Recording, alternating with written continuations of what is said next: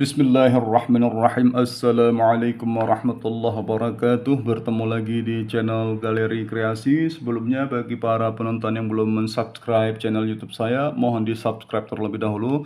Dan jangan lupa untuk menekan tombol lonceng notifikasinya agar mengetahui update terbaru mengenai video saya begitu.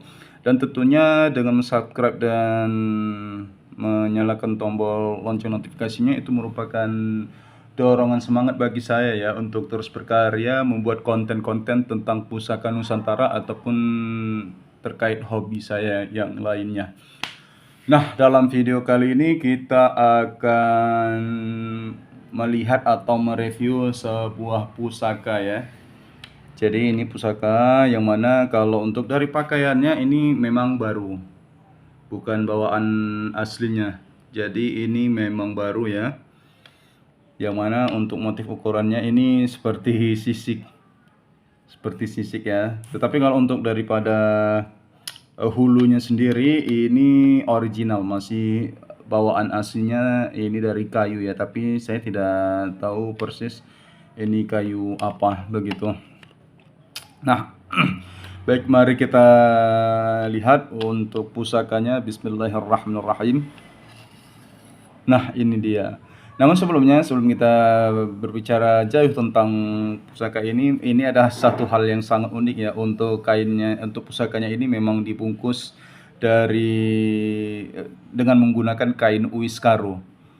Kain uiskaro. Untuk pusakanya ini namanya pusaka bulu rambau atau bulu rambai. Dan ini memang badik khas Sumatera ya, terutama di daerah Lampung dan di Sumatera Selatan. Sumatera bagian selatan itu juga umumnya ditemukan juga begitu. Nah, yang saya hal yang menarik sini, apakah untuk di masyarakat Karo ini juga ada pusaka seperti ini? Setahu saya kalau untuk masyarakat Karo sendiri itu pusakanya tumbuk ladanya itu atau badiknya dia tidak seperti ini ya, begitu. Namun kalau misalnya ada literasi yang lebih pasti ataupun ada pusaka Karo yang seperti ini bisa diinformasikan juga di kolom komentar. Karena untuk setahu saya badik-badik khas seperti ini adanya di Sumatera bagian selatan, terutama di Lampung begitu ya. Begitu. Nah, untuk pusakanya ini pusaka tua, dan yang menarik di sini ini kita lihat untuk bagian aring atau kerawangnya ini utuh sekali. Sangat utuh dan tidak ada patah ataupun korosi ya. Namun untuk daripada permukaan bilahnya ini memang diketemukan patina-patina hitam yang memang menandakan bahwasannya pusaka ini sudah tua. Namun di sini juga ada dilapisi juga dengan minyak misik ya, begitu. Sangat tua. Nah, jadi yang perlu diperhatikan di sini bahwasannya ini ada bagian yang crack atau apa ini ya. Kalau crack itu kan patah, ini bukan patah, tetapi bagian yang sompel lah begitu. Ini mungkin merupakan gambaran dari peristiwa di zaman lampau pada pusaka ini ya. Tentunya pasti ada bekas benturan. Namun saya tidak bisa memastikan ini apakah benturan antar senjata atau terbentur benda lain ya. Tetapi untuk misalnya digunakan seperti perlengkapan sehari-hari ini tidak mungkin ya.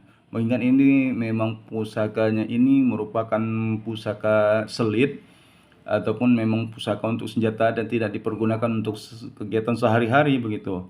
Tentunya kalau melihat daripada fungsinya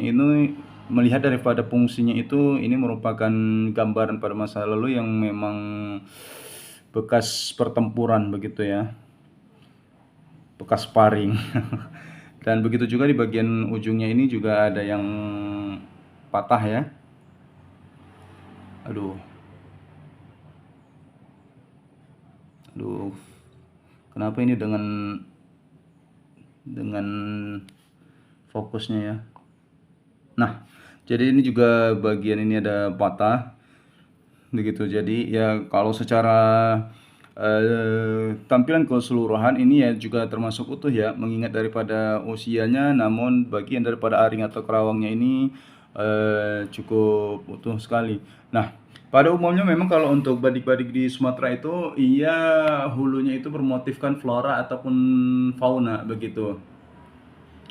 Jadi flora itu kan seperti misalnya badik-badik Sumatera atau tumbuk lada yang mana itu biasanya ada namanya hulu bunga kincong. Nah, itu merupakan simbolisasi daripada flora ya, dan untuk fauna itu bermacam-macam ya, baik itu di keris ataupun di badik seperti ataupun tumbuk lada begitu.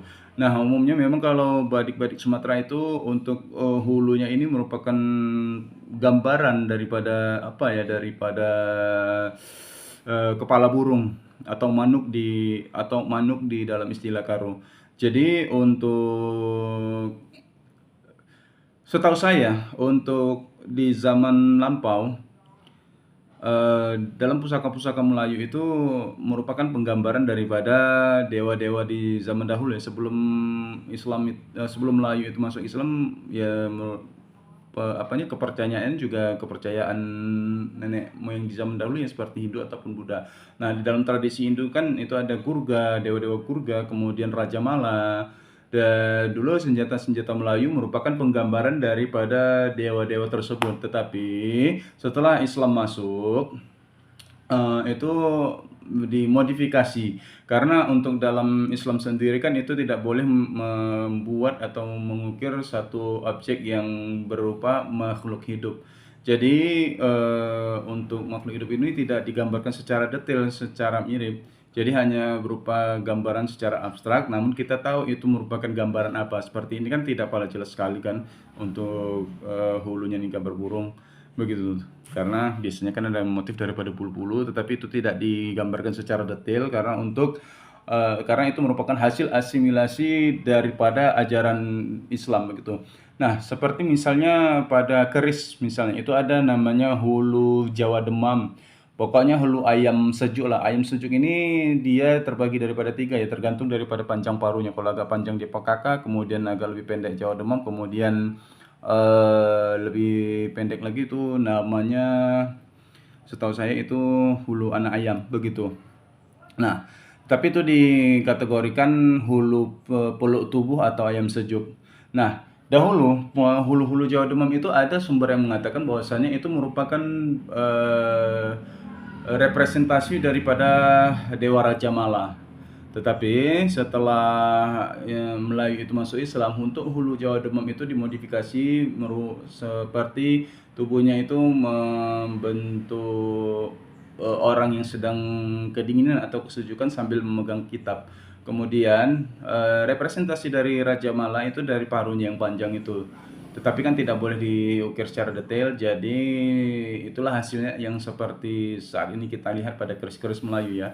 Tetapi ada juga versi lain yang mengatakan bahwasanya hulu Jawa Demam itu dia merupakan satu hulu yang diperoleh dari inspirasi salah satu kerajaan atau kesultanan, yang mana ketika ia memanggil muftinya, dan kebetulan muftinya itu seorang dari Jawa, dan ketika dipanggil ia dalam keadaan demam, makanya itu tubuhnya meliuk kemudian sambil memegang kitab.